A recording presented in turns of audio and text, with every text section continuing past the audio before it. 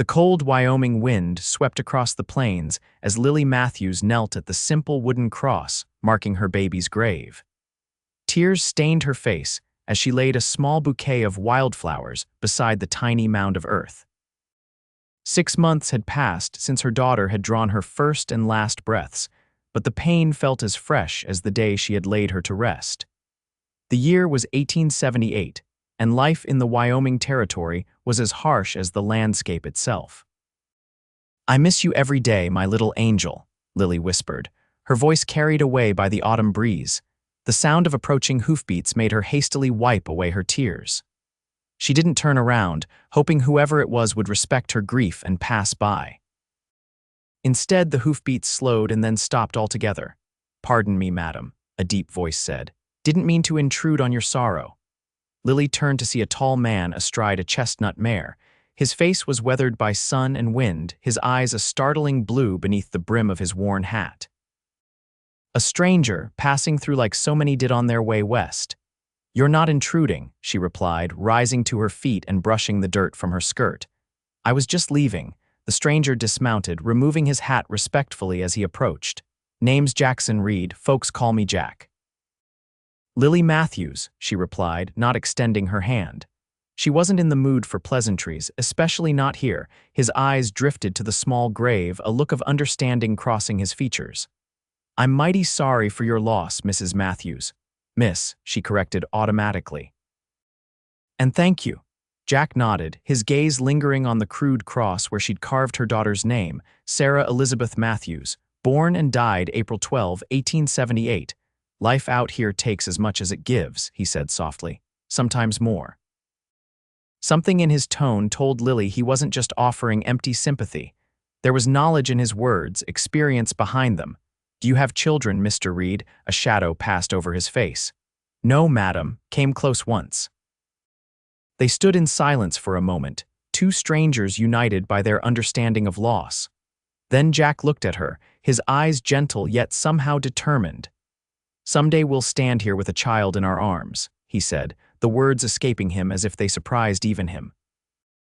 Lily stared at him, taken aback by his boldness. "Mr. Reed, we've only just met. That's hardly appropriate." He flushed slightly, looking embarrassed. "I apologize, Miss Matthews. I didn't mean to speak out of turn. It's just, I've seen that look before. The one that says the world's ended and there's no reason to go on. But there always is." "And what would you know about it?" she asked, her grief making her words sharper than intended. "More than I care to remember," he answered quietly. "Lost my wife and unborn child 3 years back." Fever took them both in the span of a week. Lily's anger deflated. "I'm sorry." Jack put his hat back on, adjusting it against the sun. "Where are you staying, Miss Matthews? I'd be happy to escort you back. These parts can be dangerous for a lady alone." "I have a small homestead about 2 miles east," she replied, hesitating before adding, "My brother Thomas helps when he can, but he's got his own family in town." Jack nodded. "May I walk with you then?" Lily considered declining, but something about his gentle manner and the respect he'd shown at her daughter's grave made her nod. "That would be kind of you, Mr. Reed." As they walked, Lily leading the way and Jack guiding his horse beside them, she found herself wondering about this stranger who had appeared out of nowhere and spoken words that seemed both presumptuous and strangely comforting. "Where are you headed, Mr. Reed?" she asked as they crested a small hill. "Nowhere in particular," he admitted.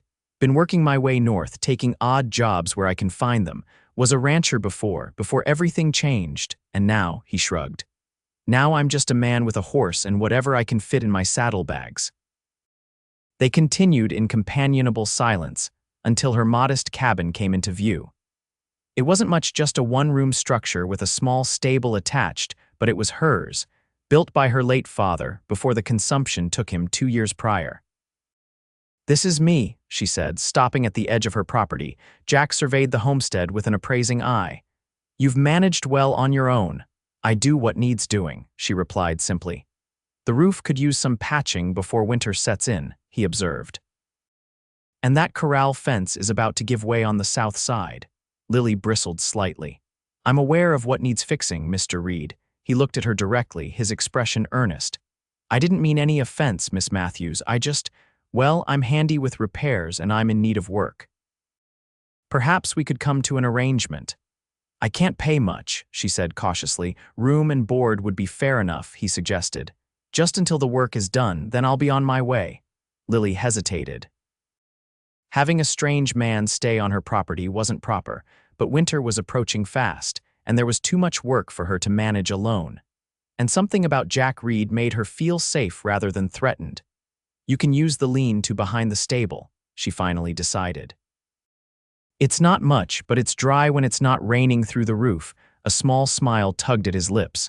Then the roof will be my first priority. Supper's at 6, she added. Don't be late. Jack tipped his hat. Yes, madam.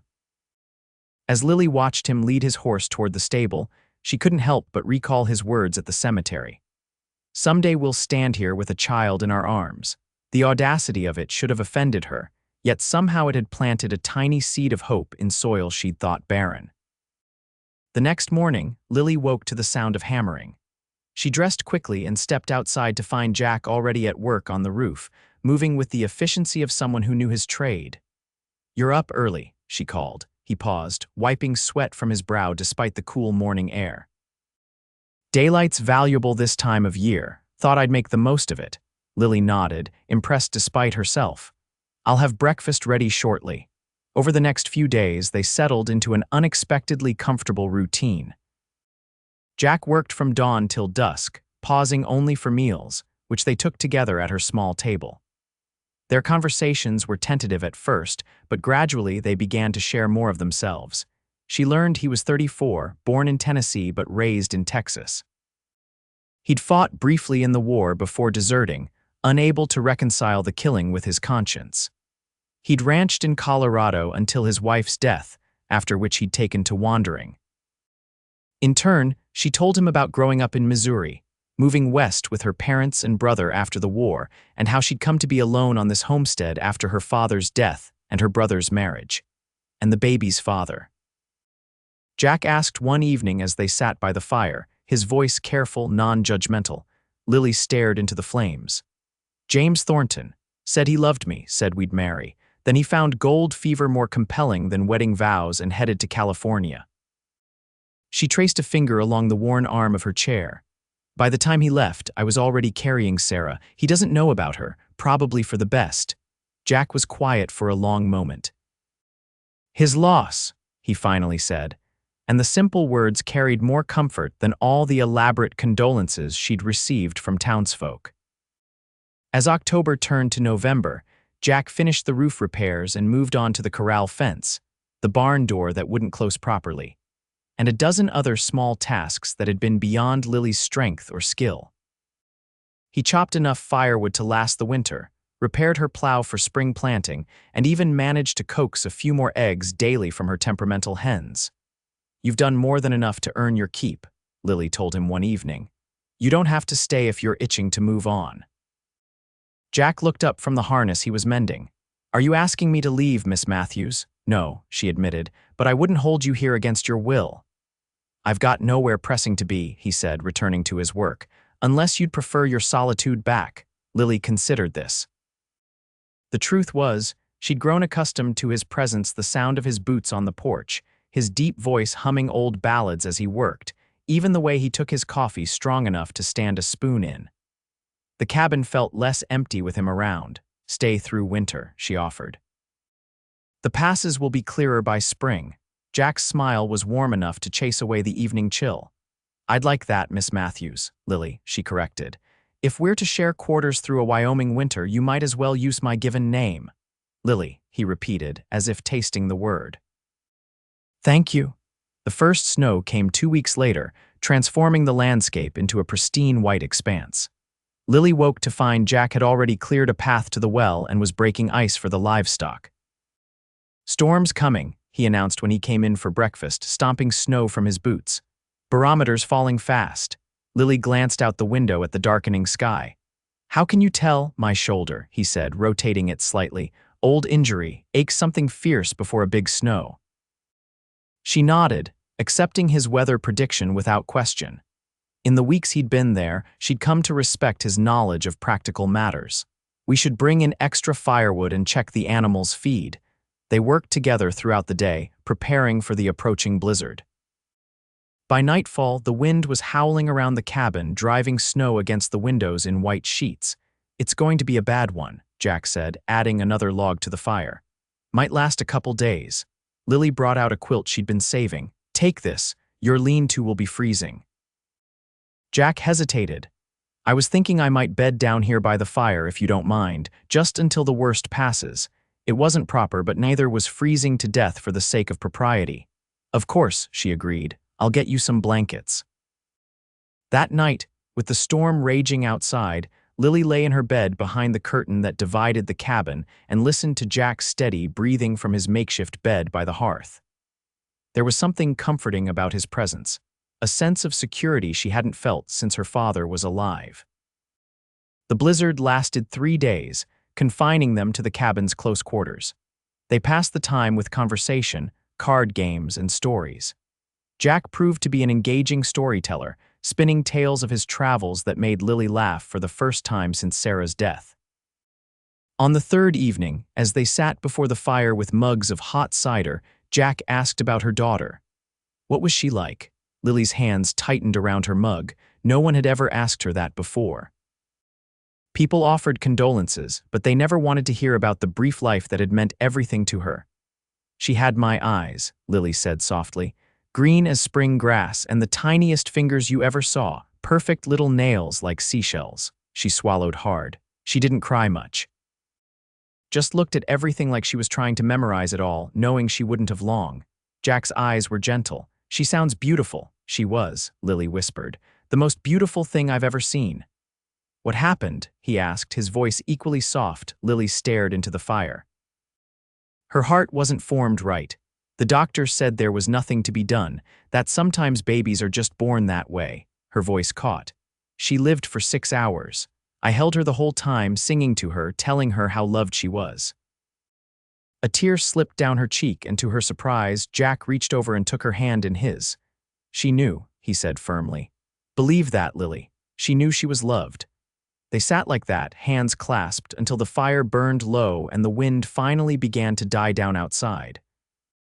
The next morning dawned clear and cold, the world transformed into a glittering white expanse. Jack went out to check on the animals while Lily prepared breakfast. When he returned, his cheeks ruddy from the cold, he was grinning. "What is it?" she asked, setting a plate of biscuits on the table. "Miracle in the barn," he announced. "Your old mare Bessie had her foal sometime in the night." Lily's eyes widened. "But she wasn't due until spring." "Well, nobody told the foal that," Jack chuckled. "It's a filly, spindly little thing but strong, got her mother's eyes." Lily hurriedly donned her coat and boots, following Jack to the barn. There in the straw lay Bessie, looking tired but proud, with a wobbly-legged foal nestled against her side. The filly was bay-colored, with a white star on her forehead and large, intelligent eyes. "Oh," Lily breathed, kneeling in the straw. "She's perfect." Jack squatted beside her.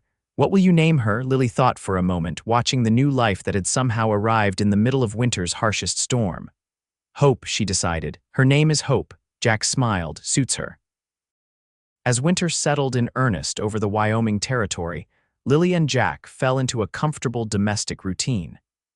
They tended the animals together, took turns cooking meals, and spent evenings by the fire engaged in conversation or companionable silence. Jack taught Lily to play chess, using pieces he'd carved from scraps of wood, and she showed him how to make her mother's special apple dumplings when they opened the last jar of preserved fruit. Little by little, Lily found herself looking forward to each day rather than merely enduring it. The crushing weight of grief began to lift, not disappearing entirely but becoming bearable in a way she hadn't thought possible. And always, there was Jack, steady, patient, and increasingly dear to her. Christmas approached, bringing with it memories that threatened to reawaken Lily's sorrow. This would have been Sarah's first Christmas, a thought that pierced her heart anew. The day before Christmas Eve, Jack disappeared into town with the horse and sled, returning hours later with supplies and a small pine tree strapped to the back. "What's this?" Lily asked as he lugged the tree into the cabin. "Can't have Christmas without a tree," he replied, setting it up in the corner. From his coat pocket, he produced a small package wrapped in brown paper. "And I brought something else." Lily unwrapped it to find a carved wooden star, delicately painted with gold paint he must have gotten from the general store.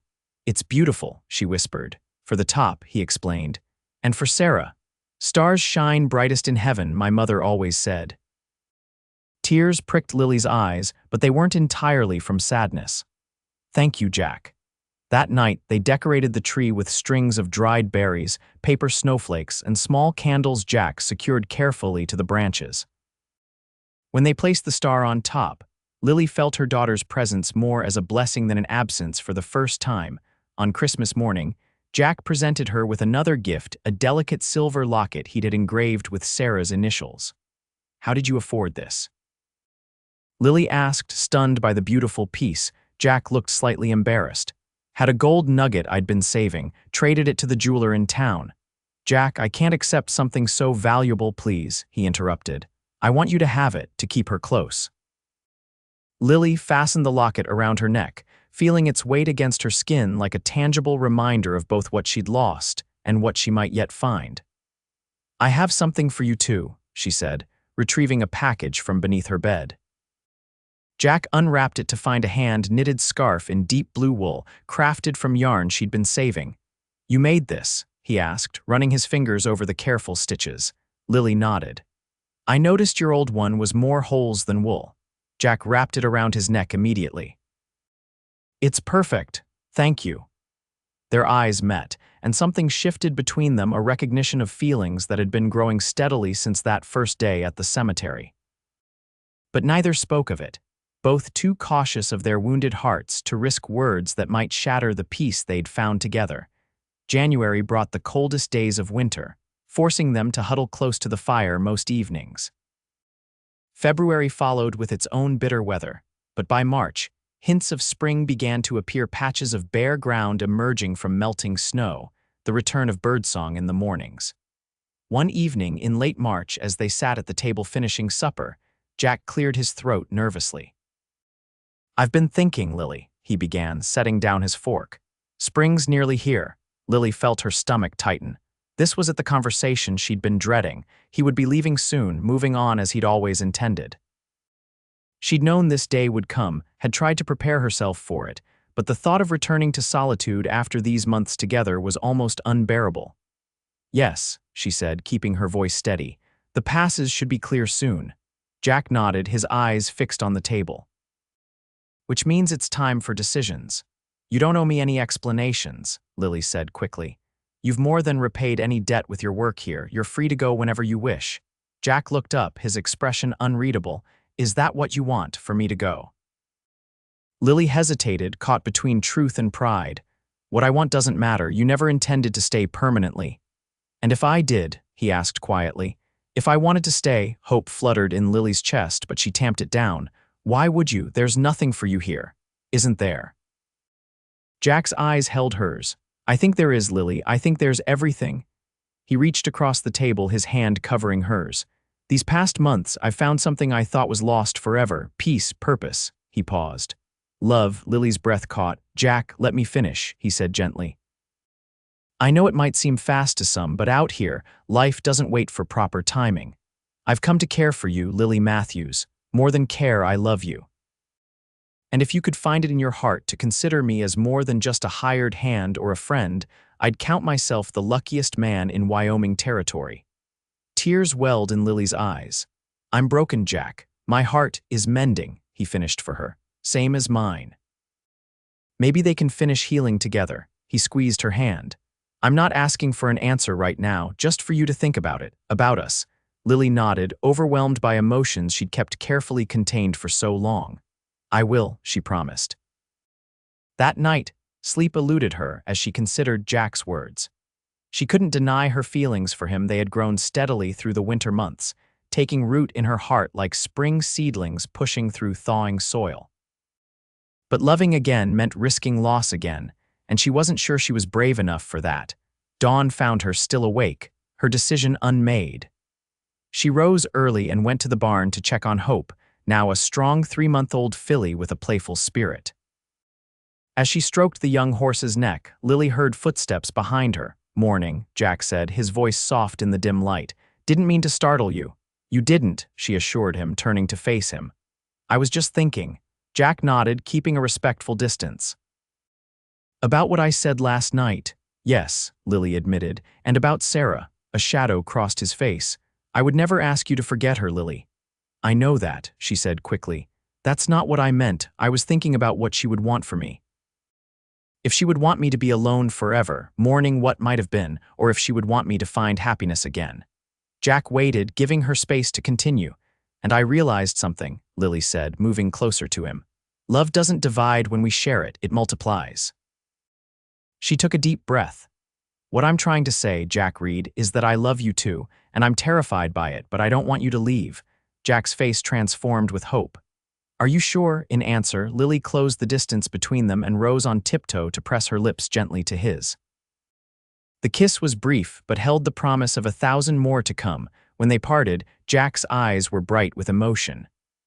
"I should probably do this properly," he said, and to Lily's surprise, he lowered himself to one knee in the straw. "Lily Matthews, would you do me the extraordinary honor of becoming my wife? I can't promise wealth or ease, but I can promise to love you faithfully for all my days, to cherish the memory of Sarah with you, and to build a new life together that honors what we've both lost and what we've found." Tears spilled down Lily's cheeks as she nodded. "Yes," she whispered. "Yes, I will marry you, Jack Reed." He rose and pulled her into his arms, their embrace sealing the promise between them.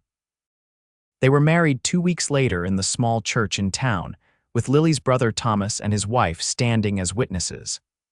The ceremony was simple, the celebration afterward modest, but neither Lily nor Jack needed extravagance to mark their union.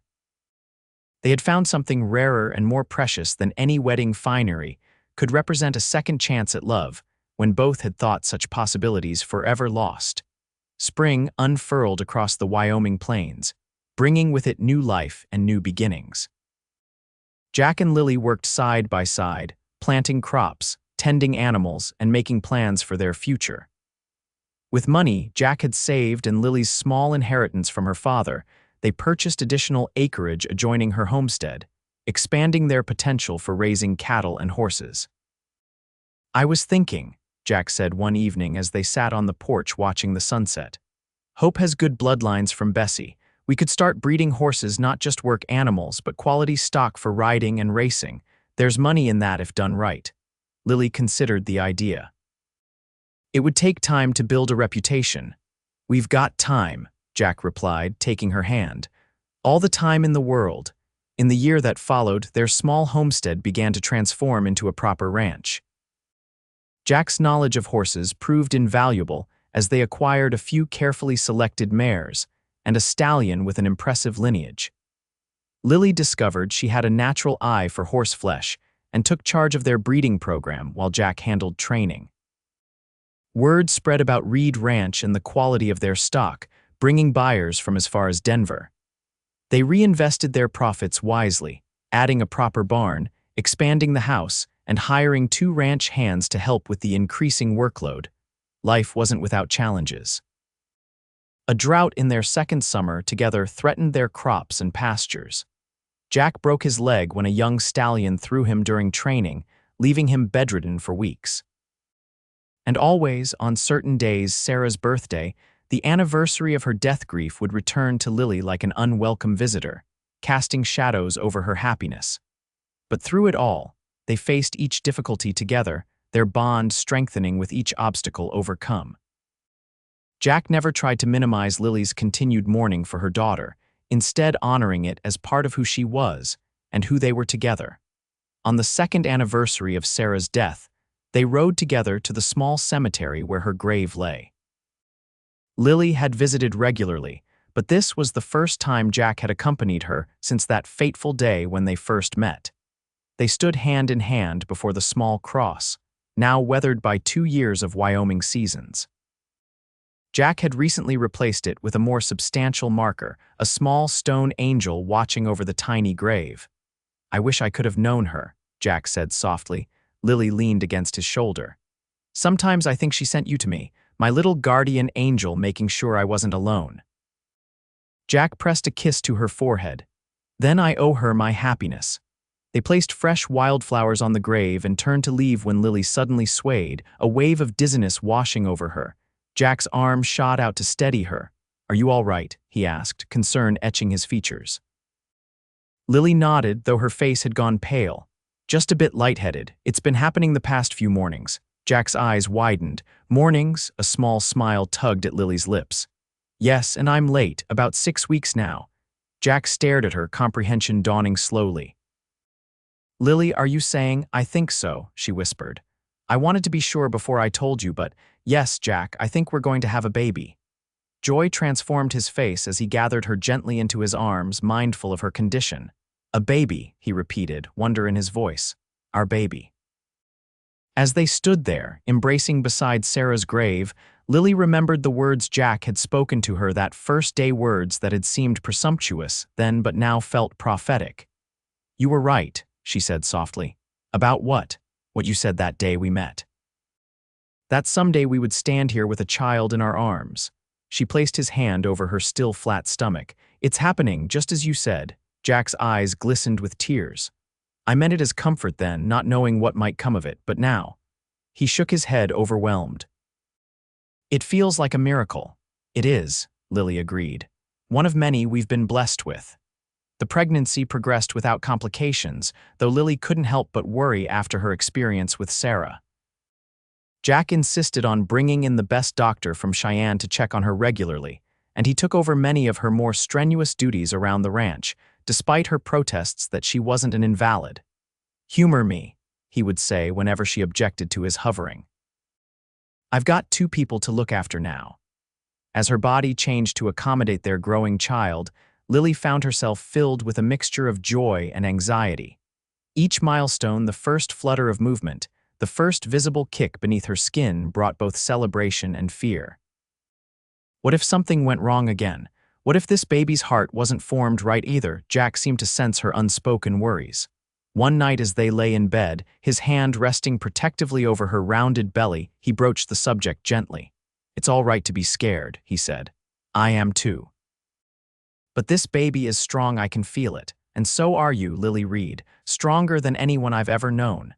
She turned her face into his shoulder. "I couldn't bear to lose another child, Jack." "We won't," he promised, though they both knew it wasn't a guarantee he could make. "But whatever happens, we'll face it together. That's the one thing I can promise." As winter approached and Lily entered her final month, they prepared the nursery in what had once been a storage room off their bedroom. Jack crafted a beautiful wooden cradle, carving intricate designs of horses and wildflowers into the headboard. Lily sewed tiny garments and quilted a blanket in soft yellows and greens, not knowing whether they would welcome a son or daughter. The first snow had just fallen when Lily's labor began, earlier than expected but not alarmingly so.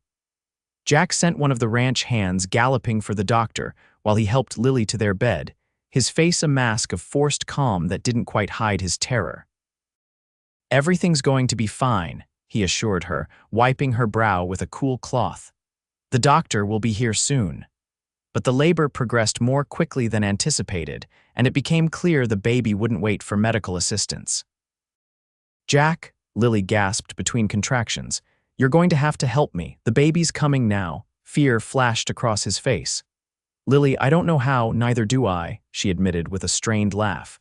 "But this baby doesn't seem concerned about our lack of experience." Together, they did what needed to be done. Jack followed Lily's instinctive instructions, supporting her through each contraction, offering encouragement when her strength flagged, and finally helping to guide their child into the world just as dawn was breaking over the Wyoming plains. "It's a boy," Jack announced, his voice choked with emotion as he carefully wrapped the squalling infant in the blanket Lily had prepared. "A perfect, healthy boy." Lily reached for her son with trembling hands, tears streaming down her face as Jack placed the tiny bundle in her arms. The baby's cries quieted as he nestled against his mother's chest, his little face scrunched and red, a thatch of dark-haired Jack's hair crowning his head. "Hello, little one," she whispered, counting fingers and toes, marveling at each perfect detail. "We've been waiting for you." Jack sat beside them on the bed, one arm around Lily's shoulders, the other hand gently stroking his son's cheek. "He's beautiful," he murmured, "just like his mother." Lily looked up at her husband, seeing in his eyes the same overwhelming love and gratitude that filled her own heart. "What shall we call him?" Jack considered for a moment. "What about James? After your father," Lily smiled, touched by his thoughtfulness. "James Thomas Reed, it suits him." The doctor arrived an hour later to find the new family already bonded, the medical emergency averted. He examined both mother and child, pronouncing them healthy and strong, and congratulated Jack on his competent handling of the birth. "You've got a fighter there," the doctor said, nodding toward the baby now sleeping peacefully in his father's arms. "Good lungs, strong heart, he'll do well." Jack's eyes met Lily's across the room, both of them silently acknowledging the blessing of those simple words, strong heart, that they would never take for granted. Spring came early that year, bringing with it James's 3-month milestone and the first anniversary of Jack and Lily's wedding. The ranch was thriving, their horse breeding program gaining recognition throughout the territory, and their home filled with the sounds of their growing son. On a mild April morning, Jack found Lily on the porch, James cradled in her arms as she gazed out over their land, now green with new growth. "What are you thinking about?" he asked, sitting beside her. "Everything," she replied with a smile. "How much has changed in 2 years, how different my life is now from what I imagined it would be." Jack took her free hand in his. "Better or worse, different," she repeated. "There will always be Sarah-shaped emptiness in my heart, but there's so much fullness too." She looked down at James, who was watching her with curious dark eyes, Jack's eyes. "I never thought I could be this happy again." "There's something I'd like to do today," Jack said after a moment. "If you're willing." Lily looked at him questioningly. "I'd like to take James to meet his sister." Understanding dawned in Lily's eyes, followed by a gentle smile. "I'd like that too." They rode to the cemetery together, Jack on his stallion with James securely strapped to his chest in a carrier he'd designed, Lily on her favorite mare. The day was perfect warm sunshine, a light breeze carrying the scent of wildflowers, birds singing in the cottonwoods that lined the path. At Sarah's grave, now marked not only by the stone angel but by a thriving rosebush Lily had planted the previous summer, they dismounted. Jack carefully lifted James from his carrier and placed him in Lily's arms before standing beside her, his arm around her waist. "Hello, Sarah," Lily said softly. "We've brought someone to meet you. This is your brother, James." Jack gazed down at the small grave, then at his wife and son. His words, when they came, were thick with emotion. "I told you, Lily. I said someday we'd stand here with a child in our arms." Lily leaned against him, their son nestled between them. "You did, and here we are." As they stood together in the spring sunshine, a family bound by love both present and remembered, Lily felt a sense of completeness she had once thought impossible. There would always be grief for the daughter she had lost, for the wife Jack had mourned, for the lives they had once envisioned. But there was also this love renewed, hope reborn, a future unfolding before them like the Wyoming prairie, vast and full of possibility. "Here we are," Jack repeated, pressing a kiss to her temple. "And here we'll stay." "Together," Lily added, looking up at the man who had appeared in her darkest hour and helped her find her way back to light. "Together," he agreed, his eyes reflecting all the love and promise their unexpected journey had brought them. As they made their way back to the horses, James falling asleep against his father's chest, Lily took one last look at the small grave with its guardian angel. A gentle breeze stirred the roses, sending their fragrance into the air like a blessing. 2 years ago, she had stood alone at her baby's grave, believing her heart had been buried there as well. Now she understood that love never truly died, it only transformed, like the Wyoming seasons, bringing new life when least expected. The Reed family rode home together under the vast blue sky, their story still unfolding with each passing day, a story of loss and finding, of endings and beginnings, and of love strong enough to heal even the deepest wounds. In the years that followed, Reed Ranch became one of the most successful horse breeding operations in the Wyoming territory. Jack's expertise with training and Lily's eye for bloodlines created a reputation that drew buyers from as far as California and back east. James grew into a sturdy, curious boy with his father's quiet confidence and his mother's compassionate heart. He showed an early affinity for horses, sitting atop his first pony before he could properly walk, and by age 5 was helping with simple chores around the stable. When James was 3, the family welcomed a daughter they named Elizabeth Rose Ellie for short. She arrived with considerably less drama than her brother, born with the assistance of a proper midwife while Jack paced nervously outside the bedroom door. With her mother's green eyes and a head full of copper curls, she quickly wrapped her father around her tiny finger. "She looks just like you," Jack would often tell Lily as they watched their daughter sleep. "But she has your spirit," Lily would reply, "fearless and determined." On each birthday and each anniversary of Sarah's passing, the family would visit her grave together. Jack and Lily never hid their firstborn's story from their children, keeping her memory alive through stories and traditions. They planted a tree for her beside the house, a flowering dogwood that bloomed each spring around her birthday, and hung a special ornament on their Christmas tree in her honor each year. "Sarah is your guardian angel," Lily told James and Ellie when they were old enough to understand. "She watches over you from heaven." The children accepted this as naturally as they accepted the changing seasons or the birth of new foals each spring. Sarah was their sister, even if they couldn't see her, and they included her in their nightly prayers with the simple faith of childhood. As the ranch prospered, Jack and Lily were able to build a larger house to accommodate their growing family and occasional guests. The original cabin wasn't torn down, but instead became Jack's office, where he handled the ranch's business affairs. Sometimes, on quiet evenings, he and Lily would slip away to sit on its small porch, remembering those first months together when love had been new and uncertain. "Did you really know, that first day at the cemetery, that we would end up here?" Lily asked him once on the 10th anniversary of their meeting. Jack considered the question seriously. "Not knew," he finally said.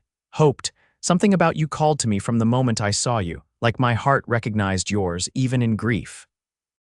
Lily leaned her head against his shoulder, watching the sunset paint the sky in brilliant oranges and pinks. "I thought you were terribly presumptuous, standing there telling a woman you just met that someday you'd have a child together." Jack chuckled. "I suppose I was. Don't know what came over me, the words just slipped out.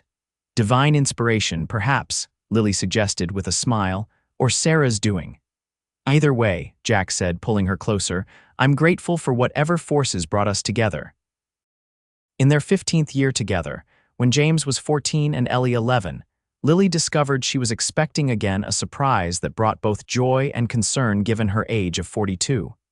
"Are you sure about this?" Jack asked worriedly after the doctor confirmed the news. "It could be risky at your age." Lily took his hand and placed it on her stomach. "Life is always a risk," Jack read, "but some risks are worth taking."